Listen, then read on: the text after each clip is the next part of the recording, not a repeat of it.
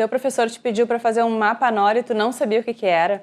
Hoje nós vamos explorar uma ferramenta muito interessante no mundo da arquitetura, urbanismo e planejamento urbano, que é o mapa Noli.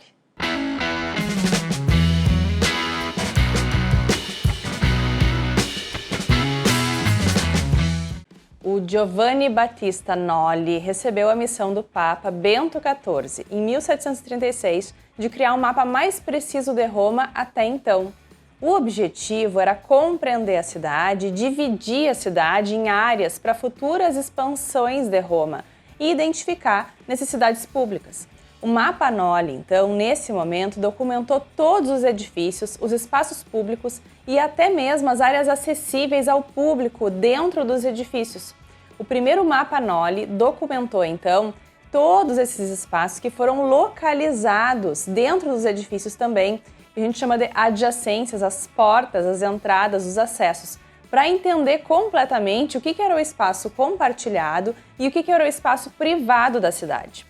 O mapa, então, é desenhado usando apenas preto e branco, só essas duas cores para representar o espaço aberto e a massa compreendida pela projeção da edificação.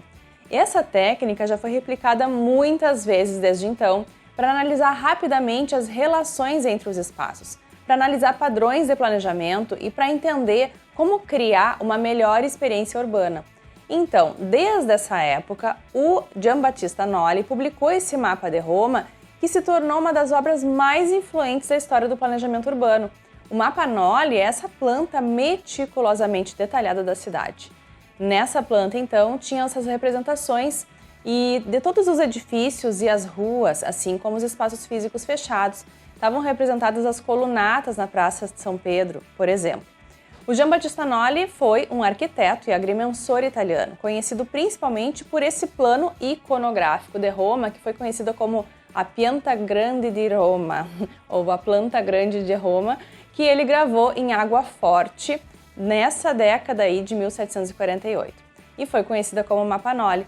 E é composto, então, por 12 gravuras em placas de cobre, que juntas medem 176 por 208 centímetros. Foi publicada para ajudar na demarcação das tradicionais 14 regiões ou riones de Roma.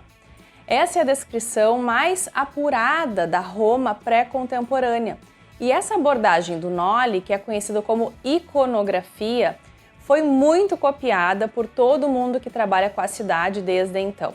E também pela academia, né? Os professores estão sempre pedindo mapas Noli aí do entorno para vocês conseguirem fazer as análises aí dos locais de trabalho.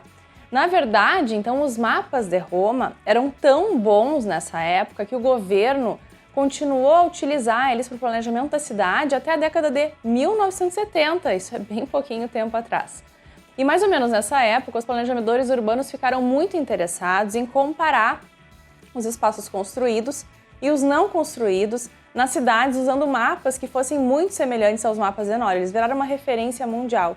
Esses diagramas também são chamados de figuras fundo, que mostram o espaço construído em preto e o não construído em branco, que a gente chama também de cheios e vazios.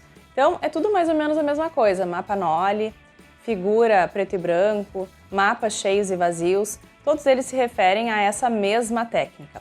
Esse estilo cartográfico traça os mapas com uma configuração de camadas, com os elementos do traçado urbano se sobrepondo entre si, ilustrando com muita clareza a lógica evolutiva por trás do tecido urbano e possibilitando então essa análise dos cheios e vazios.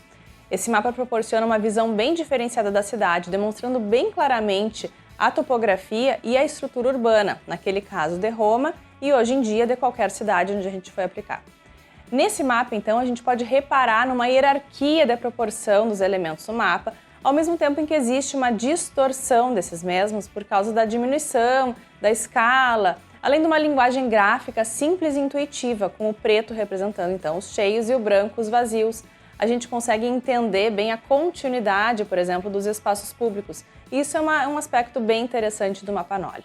Também a gente consegue entender bem a proximidade dos espaços privados, quando eles estão quase grudados e formam uma mancha contínua. Esses espaços públicos possuem uma característica de fundo, né? Então, como a Piazza Navona, por exemplo, que é vista por vezes como um elemento pictórico que serve como plano de fundo para os edifícios que possuem uma característica de figura. Então, uma coisa é o fundo, a praça, outra coisa são os edifícios, são a figura fundo. Então, é possível que tanto a escala da edificação e a escala da cidade possam ser analisadas nesse tipo de mapa, que trata o edifício não como um elemento isolado, mas como uma parte extremamente relevante para a malha urbana, da mesma forma em que o espaço da cidade é tratado com a mesma atenção e detalhes como as edificações. Essas características conferem dinamicidade a esse mapa de Roma, o mapa Noli, justamente por explorar a relação do prédio com o seu contexto no espaço da cidade. Além disso, o mapa Noli revela alguns insights valiosos sobre o planejamento da expansão da cidade de Roma. A concentração de construções mais para o norte da cidade, em contraste com grandes espaços desocupados no sul e no sudeste da cidade, se destacaram graficamente. E essa configuração, então, tornou o traçado urbano da cidade de Roma volátil e dinâmico. E assim, a gente pode encerrar a nossa exploração e explicação sobre o que é o mapa Noli.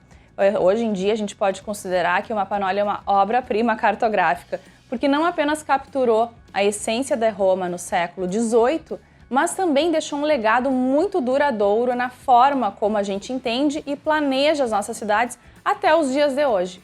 Se vocês gostaram do vídeo, não se esquece de deixar um like, compartilhar e se inscrever para mais conteúdos como esse. Até a próxima! Se tu gostou do vídeo, te inscreve no canal, ativa o sininho, deixa um like e compartilha com teus colegas.